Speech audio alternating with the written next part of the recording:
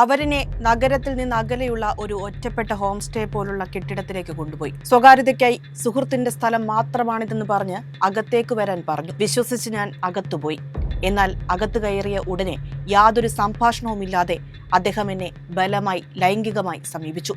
ഞാൻ വ്യക്തമായി എതിർത്തിട്ടും സമയം വേണമെന്ന് പറഞ്ഞിട്ടും അയാൾ എന്നെ ആക്രമിച്ചു. ആവർത്തിച്ചെതിർത്തിട്ടും അയാൾ എന്നെ ക്രൂരമായ രീതിയിൽ പീഡിപ്പിച്ചു. ബലാത്സംഗം ചെയ്യുകയും ഭയാനകമായ രീതിയിൽ ആക്രമിക്കുകയും ചെയ്തു. കോൺഗ്രസ് ഇപ്പോൾ ന്യായീകരിക്കുന്ന, പരോക്ഷമായി സംരക്ഷിക്കുന്ന രാഹുൽ മാങ്കൂട്ടം എന്ന ലൈംഗിക ക്രിമിനലിനെതിരെ 23 വയസ്സ് മാത്രം പ്രായമുള്ളൊരു പെൺകുട്ടിയുടെ പരാതിയിലെ വരികളാണിത്. ഇനി നിങ്ങൾ ഈ പ്രതികരണങ്ങളൊന്ന് കേൾക്കൂ. ഇല്ല, അങ്ങനെ ഒരു ആരോപണവും ഉയർന്നിട്ടില്ല. പാർട്ടിയുടെ ശ്രദ്ധയിൽ അങ്ങനത്തെ ഒരു ആരോപണം, നിങ്ങൾ ഈ പറയുന്ന ആരോപണങ്ങൾ ഒന്നും വന്നിട്ടില്ല. പാർട്ടിക്ക് ഒരു പരാതിയും വന്നിട്ടില്ല. പാർട്ടിയുടെ മുമ്പിൽ ഒരു പരാതിയും വന്നിട്ടില്ല. പാർട്ടിയുടെ മുമ്പിൽ ഒരു വ്യക്തമായിട്ടുള്ള പരാതിയും വന്നിട്ടില്ല. എന്നോട് വ്യക്തിപരമായിട്ട് ആരും പറഞ്ഞിട്ടില്ല. വ്യക്തിപരമായിട്ട് പറഞ്ഞു, അത് ഞാൻ പറഞ്ഞല്ലോ, അതിനെക്കുറിച്ച് ഞാൻ പറഞ്ഞല്ലോ. വേറെ വ്യക്തിപരമായിട്ട് ആരും എന്നോട് പരാതി പറഞ്ഞിട്ടില്ല. യാതൊരു കാര്യത്തിനും അഭിപ്രായ ഐക്യമില്ലാത്ത KPCC പ്രസിഡന്റിനും പ്രതിപക്ഷ നേതാവിനും എന്തുകൊണ്ടാണ് ഇക്കാര്യത്തിൽ ഐക്യമുണ്ടായത്? എന്റെ അടുത്ത് ഇത് സംബന്ധിച്ച് ആരും ഒരു പരാതിയും രേഖാമൂലമോ വാക്കാലോ ഒരിക്കലും പറഞ്ഞിരുന്നില്ല. ഇതാണ് അതിനുള്ള മറുപടി. കഴിഞ്ഞ മാസം 28-ന് KPCCക്ക് ലഭിച്ച പരാതി കയ്യിലുണ്ടായിട്ടും നേതാക്കന്മാർ ഒരേ സ്വരത്തിൽ ഇന്നലെ വരെ പറഞ്ഞുകൊണ്ടിരുന്നത് പരാതി കിട്ടിയിട്ടില്ലെന്നാണ്. പരാതിയില്ലാതെ നടപടിയെടുത്ത് മാതൃക കാട്ടിയെന്നാണ്. ഇനി വേറൊരു പ്രതികരണം കേൾപ്പിക്കാം.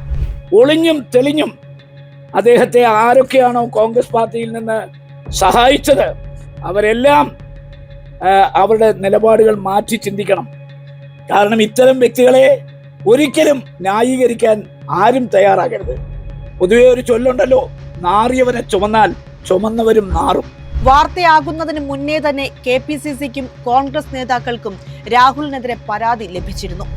അത് ഞാൻ പല ഫോറങ്ങളിൽ പറഞ്ഞിട്ടുണ്ട്. അത് ഞാൻ ഇന്ന ആളെയാണ് ഇന്നതാണെന്നുള്ള രീതിയിൽ പറയുന്നില്ല. എൻ്റെ വിഷമങ്ങൾ ഞാൻ പലയിടത്തും ഷെയർ ചെയ്തിട്ടുണ്ട്.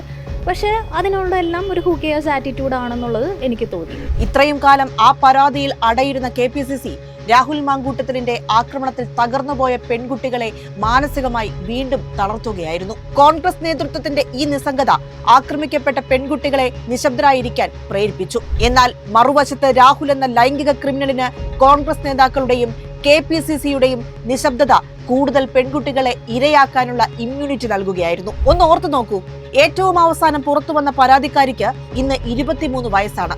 2023-ലാണ് തന്നെ ആക്രമിക്കുന്നതെന്ന് പരാതിയിൽ പറയുന്നു. അന്ന് പെൺകുട്ടിക്ക് 21 വയസ്സ്. ഒരു 21 വയസ്സുകാരി പെൺകുട്ടിയെ മുൻകൂട്ടി പ്ലാൻ ചെയ്ത് മുറിയിലെത്തിച്ച് പീഡിപ്പിച്ചൊരു ക്രിമിനലിനെ സംരക്ഷിച്ചു പിടിക്കാൻ മാത്രം KPCCയും കോൺഗ്രസും അയാളിൽ കണ്ട മെറിറ്റ് എന്താണ്?